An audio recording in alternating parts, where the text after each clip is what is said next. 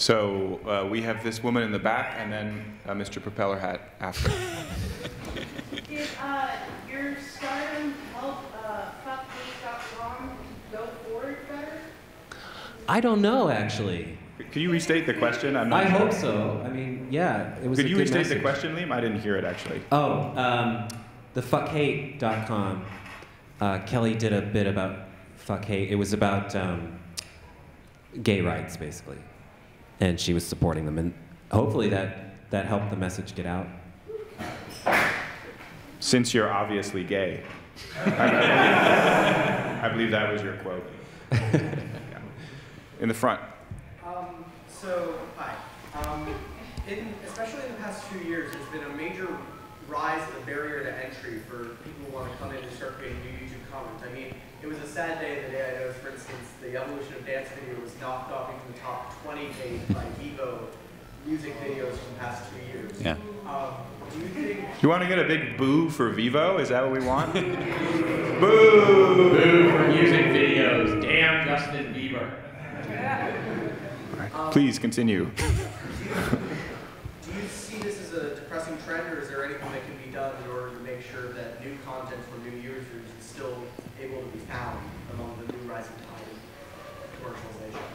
So the questioner might have made it into the mic, I'm not sure. He spoke up, but it was something like, there's a rising tide of commercialization in YouTube videos. We see the top charts on YouTube dominated by music videos that are commercially produced with Vivo, which is a partnership with traditional music companies and YouTube. So is there anything that you can do to reverse the tide or to break through what seems to be this increasing number of videos that's not the kind of videos that this panel represents? In this life cycle, I would say no. Yeah. I think the marketers have come in and they've figured out how to do it. I think it will continue to evolve.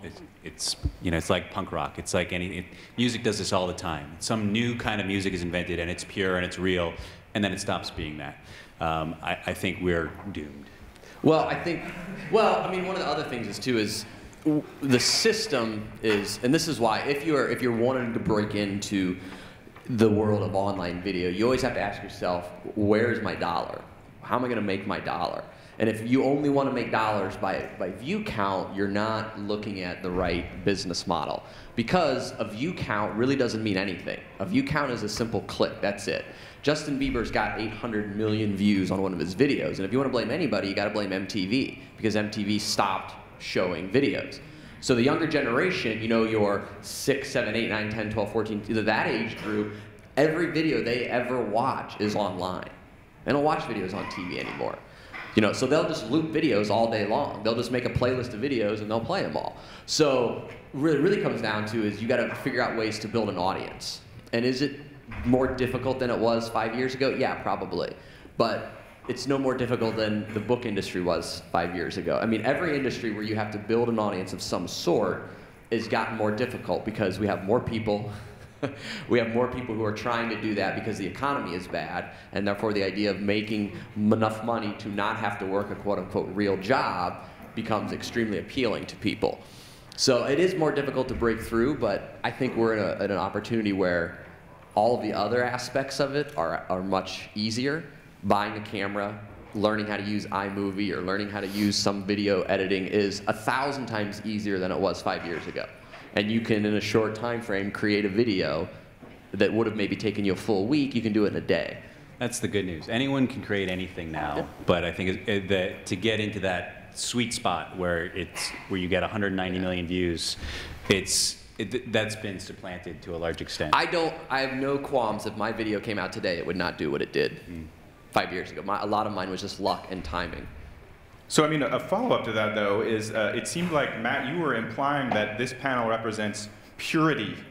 Because you said it. I want to retract the part where I compared myself to punk rock. That was a mistake. I wish I hadn't said it. But if this panel is pure and the commercialized Vivo music videos are tainted, I mean, is that really fair? Like, you look at the kinds of things you guys are doing. You're doing dancing, you're doing characters. It's not that, is it that the things you're doing are that different from mainstream media? It's just that you got the breakthrough? Or is it that you are, in fact, pioneering genres? I mean, I think Where the Hell is Matt actually is somewhat of a pioneering genre thing. It's It's about where it came from. I mean, the things that are, entertainment is on the web is coming more and more from the entertainment industry, and less from this sort of a crowd. We're still here, and we're still making stuff, and we're still watching stuff, but the entertainment industry, it knows that this is the future, and they're getting a foot in the door, and they're pretty good at making entertainment, you know, that people want to watch. So I think that is the overall direction that this is headed, and the opportunities that we had. Speaking more about Judson and I, because I think you're in a different box where you can make. I mean, you can come up with a new thing every week. But those Liam, do you have a Screen Actors Guild card? If so, are you a sellout? No, I'm just kidding. I have After SAG. They're merged now. Yeah. Yeah. Are they called After SAG? After SAG. So we have one question from the back here, unless you want to respond to that, either of you. Sorry. What?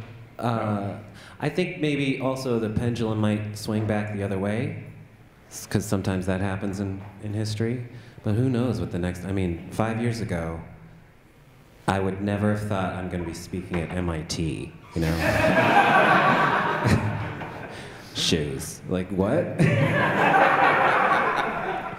gentleman in the second to back row. Yeah, I was just wondering what you guys know about the changes that have taken place at YouTube. Do you feel like they're picking winners and losers versus the audience deciding what they want? And just in general, to each of you, do you think these changes are going to work for YouTube, or is it going to create opportunities for another clip? So the question is, are YouTube the tastemakers now? And is this going to work for them, the kinds of investments they're making in original content production and other strategies that are different from what they've tried earlier? I don't think so. I don't know. Well, they're deciding where the Google branch goes. Yeah, they're deciding. They're picking where the money. I mean, this is why I think it's so unique. YouTube is owned by Google. Okay, Google has a lot of money. I mean, Google has a lot of money, and Google makes a lot of money every single. So Google's not going anywhere. YouTube's not going anywhere. People always say, "Oh, YouTube's not making money." Google doesn't care because it's all under a bigger umbrella to them. What they're doing is, I think Google is positioning themselves not for a year down the road, 2 years down the road. They're positioning themselves for 10 years down the road. I mean, every year you can see the consumption of content goes up over TV. It was about a year ago that for the first time ever, people under the age of 25 spent more time on the computer than they did watching TV. And that's a huge, huge shift in the way we consume our content. So what YouTube, I think, is doing, or Google is just doing overall, is they're trying to head off 5, 10 years down the road when 90% of the people are watching stuff online. I mean, how many of you, just real quick by a show of hands, have watched a show on TV when it aired in its actual time slot in the last month? Okay, yeah. But how many of you have watched? How many of you are under 40? Yeah. I'm surprised they admit it. Yeah. So, I mean, I don't think that they're necessarily, I mean, I do understand what you're saying. They're giving money to the people that they feel have something, but one of the things I've noticed, if you look at that, yeah. I think what's going to happen, though, is I think you're going to see some of those bigger name channels are going to fall flat on their face because they're not driven by a passionate group of people. Like, I have a good friend, a gentleman by the name of Steve Spangler. If you know who Steve is, Steve's a science guy. He's on Ellen all the time. He's one of their original partners. He's been there for a long, long time. He has a business where he sells products that help teach kids about science. He's an amazing human being. And he's got his channel. He's one of them. He's one of their lower end one. They didn't get, $4 million, $5 million in their grant. They got a small, but he's a very niche group. And he's got a loyal group of people who watch his videos week in and week out. And those are the people I think that down the road are gonna pay off big for YouTube. Not the Madonna dance channel or those things, because Madonna has nothing to do with any of that. They're just paying her money to put her name on it. And she's on the way out anyways. I think you just called out Madonna. I'm not saying that to be mean. I mean, I'm not saying her music is bad, but you look at her album sales. Just take a look at the numbers of her album sales. I mean, she didn't sell anything. She sold like less than 100,000 in the first week or something. I mean, a ridiculous low amount of sales. You heard it at ROFLcon, Yeah. ladies and gentlemen. Madonna is all the way out. This panel has called it. Did you want to respond to that question, Lee? Well, I mean, I think it's a really interesting question, and I think YouTube's gonna wait and see what hits and what doesn't. I think they're gonna, watch the successful ones and nurture those. But I also think, to a certain extent, it's good business. To what Judson was saying earlier about Walmart, it's real good business if you can tell people what to like, and if you can. The film industry does this, television industry does this, music industry does this. Here's the stuff you're supposed to like. Here's what you should watch. It saves us money if we can get you all to like this, rather than you just deciding what you like. It's less expensive. The internet is we're supposed to be able to pick, and every single panel I've gone to here is about this accidental moment of the viral video, and how amazing that is. And YouTube is telling us what to watch right now. Well, but see, the things that they're gonna watch won't be viral videos. That's the beauty of it.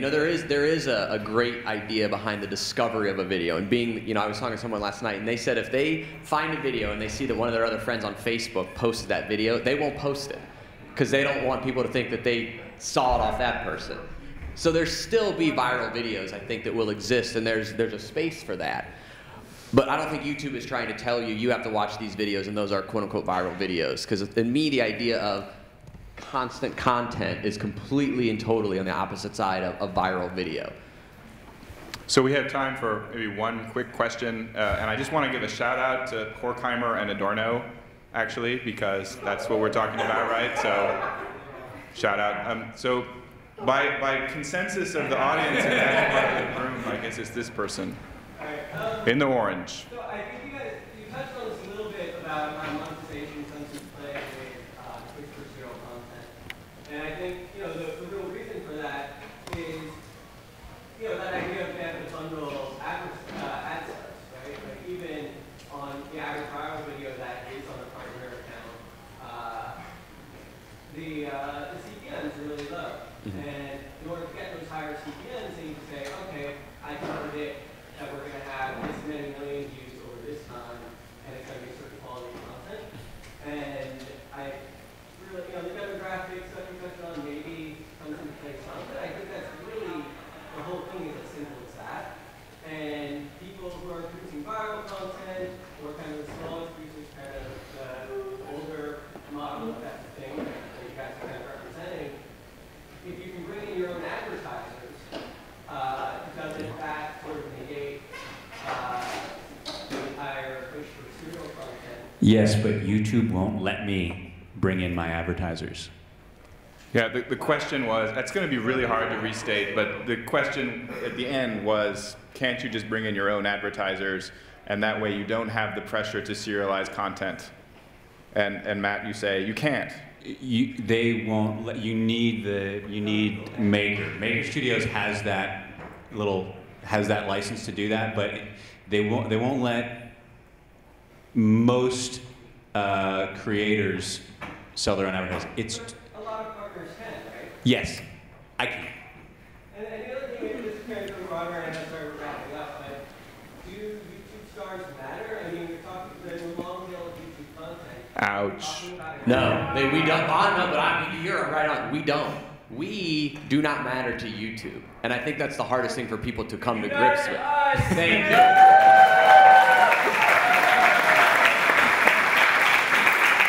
One last thing. This is maybe a depressing. I look at the world of internet as far as memeing, making a lot like the acting world. The top 1% make 99% of the money that's out there. Occupy YouTube. Yeah.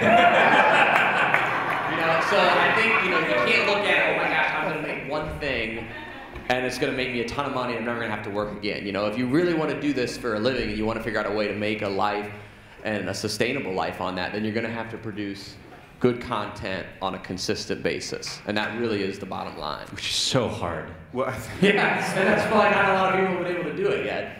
I think also viral video, we're all talking about CPMs and all this stuff. Like, we all know this stuff, so it's kind of become self-conscious. Like, oh, was that fake? Like, were you just trying to be a viral video? You see these comments like, oh, that's fake. So people trying to, like, hurting themselves, trying to get all these views. I don't know, there's something back in 2005, 6, 7, when it was just kind of naive and everybody was like, what is this? And that's kind of been lost too. So I think in light of that comment, as we wrap up, I mean, one thing that strikes me is that when Viacom was suing YouTube, one of the great things that came, still is, sorry, my bad. One of the great things that came out of the lawsuit was that we got to see these memos around the founding of YouTube, and it made it clear from some of the memos that YouTube never cared about viral videos or independent content, that they were really interested in making a lot of money, and they said, well, if we could just rip off old Hollywood sitcoms, that would be cool. So, well, I didn't write the memo, guy. I didn't write it, all right? So someone at YouTube wrote it. But as Jason said, we care about viral videos here at ROFLcon, so please help me thank the panel. One last thing about viral videos. Here's where I think viral videos really make the difference. If you have great content and have produced a lot of content and then get a viral video, that's when you can really leverage a viral video, because now you will be open to a new audience. But the reverse doesn't usually happen, where you have one viral video and then you begin to produce a lot of great content after that. All right, let's thank our panel.